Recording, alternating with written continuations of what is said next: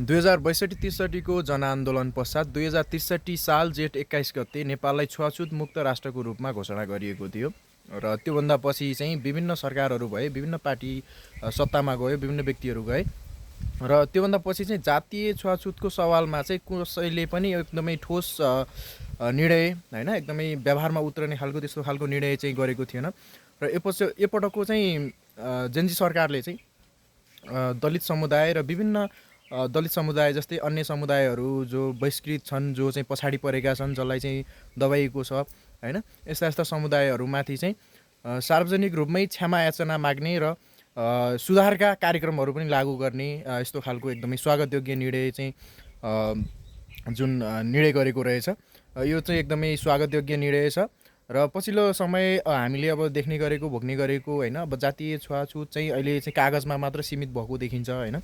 केही जस्तै कि सहरी भेगहरूतिर हैन, अन्य भेगहरूतिर चाहिँ अलिकति हटे जस्तो देखिए पनि ग्रामीण क्षेत्र र पहाडी क्षेत्रहरूमा जिउका त्यौँ छ। त्यसैले यो चाहिँ एकदमै ठोस स्वागतयोग्य निर्णय हो। यस्तो चाहिँ यो चाहिँ एकदमै प्रशंसनीय छ र घतलाग्दो निर्णय पनि छ। यो चाहिँ जेन्जी सरकारलाई एकदमै धन्यवाद। साथै अन्य यस्तै निर्णयहरू गर्दै जाओस्। शुभकामना।